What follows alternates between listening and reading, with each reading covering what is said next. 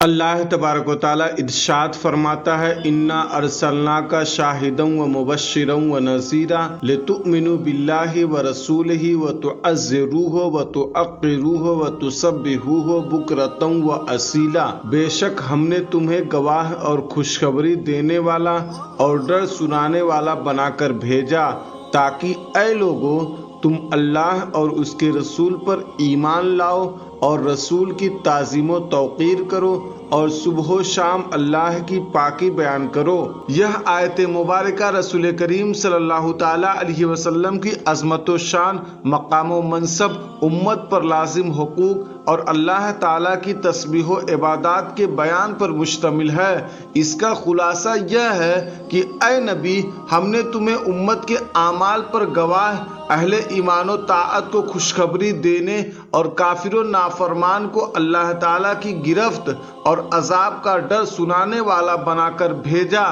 تاکہ اے لوگو تم اللہ تعالیٰ اور اس کے رسول پر ایمان لاؤ اور رسول کی نصرت و حمایت اور تعظیم و توقیر کرو اور صبح و شام اللہ تعالیٰ کی پاکی بیان کرو۔ امت پر نبی کریم صلی اللہ تعالیٰ علیہ وسلم کے حقوق کے پہلو سے اس آیت کریمہ کو دیکھا جائے تو اس میں اللہ تعالیٰ نے آپ صلی اللہ تعالیٰ علیہ وسلم کے 3 حقوق بیان فرمائے ہیں: ایمان، نصرت و حمایت اور تعظیم و توقیر۔ پہلا ایمان، سرکار دو عالم صلی اللہ تعالیٰ علیہ وسلم کی نبوت و رسالت پر ایمان رکھنا فرض ہے اور یوں ہی ہر اس چیز کو تسلیم کرنا بھی لازم و ضروری ہے جو آپ اللہ تعالیٰ کی طرف سے لائیں۔ یہ حق صرف مسلمانوں پر نہیں بلکہ تمام انسانوں پر لازم ہے، کیونکہ آپ تمام انسانوں کے لیے رسول ہیں اور آپ کی رحمت تمام جہانوں کے لیے اور آپ کے احسانات تمام انسانوں بلکہ تمام مخلوقات پر ہیں۔ جو یہ ایمان نہ رکھے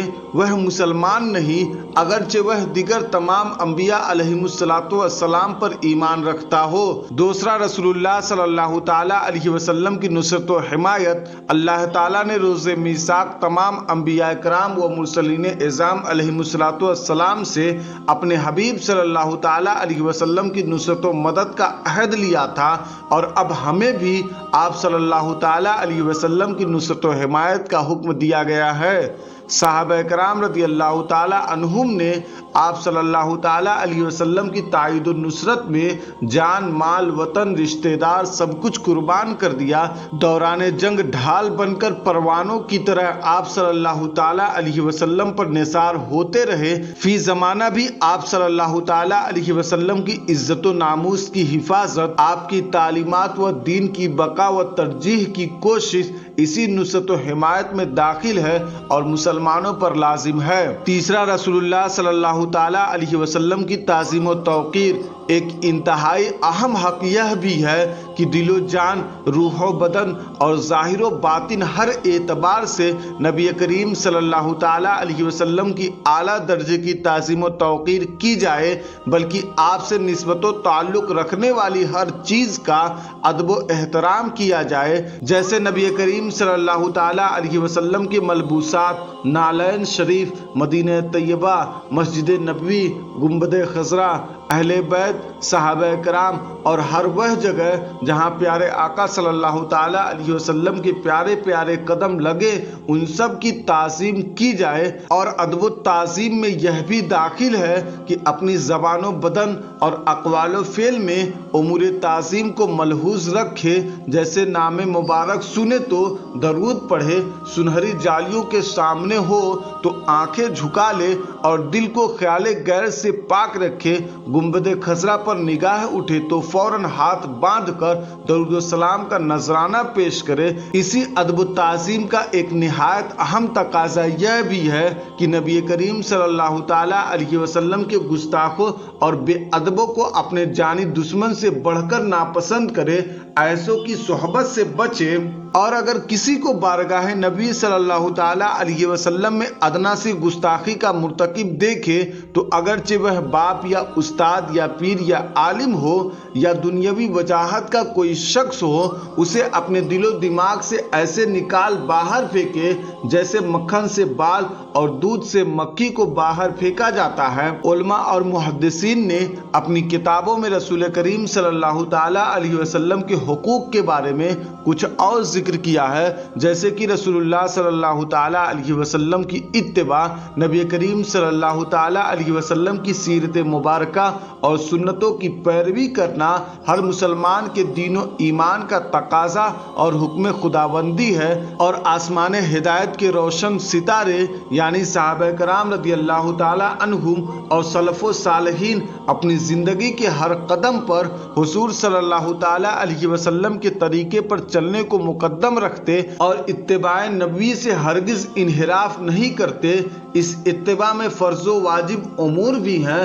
اور مؤکدہ و مستحب چیزیں بھی ہیں۔ بزرگان دین دونوں چیزوں میں ہی کامل اتباع کیا کرتے، اسی لیے کتب احادیث و سیرت میں صرف فرائض و واجبات کا ہی بیان نہیں ملتا، بلکہ سنن و مستحبات اور آداب و معاملات اور معاشرت کا پورا بیان ملتا ہے۔ دوسرا، رسول اللہ صلی اللہ تعالی علیہ وسلم کی اطاعت۔ رسول اللہ صلی اللہ تعالی علیہ وسلم کا یہ بھی حق ہے کہ آپ کا ہر حکم مان کر اس کے مطابق عمل کیا جائے، جس بات کا حکم ہو اسے بجا لائے، جس چیز کا فیصلہ فرمائے اسے قبول کرے اور جس چیز سے روکے اسے رکا رہے۔ اور تیسرا، رسول اللہ صلی اللہ تعالی علیہ وسلم سے سچی محبت۔ امتی پر حق ہے کہ وہ دنیا کی ہر چیز سے بڑھ کر اپنے آقا و مولا صلی اللہ تعالی علیہ وسلم سے سچی محبت کرے کہ آپ صلی اللہ تعالی علیہ وسلم کی محبت روح ایمان،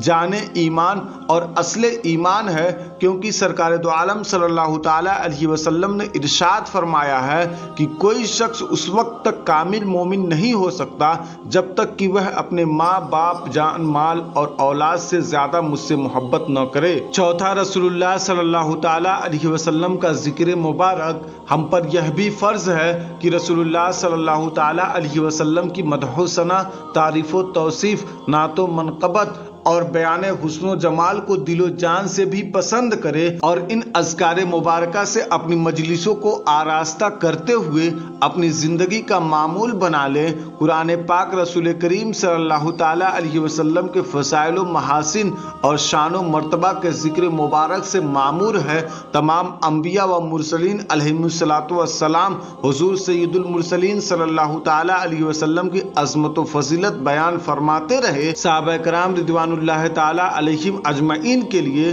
ذکر نعت مصطفیٰ صلی اللہ تعالی علیہ وسلم وظیفہ زندگی اور حرز جان تھا، اور دور صحابہ سے آج تک یہ سلسلہ جاری و ساری ہے، اور آپ صلی اللہ تعالی علیہ وسلم کے خوش نصیب مداحوں نے نظم و نثر کی صورت میں اتنی نعتیں لکھ دی ہیں کہ اگر انہیں ایک جگہ کتابی صورت میں جمع کیا جائے تو بلا مبالغہ یہ ہزاروں جلدوں پر مشتمل دنیا کی سب سے ضخیم کتاب ہوگی۔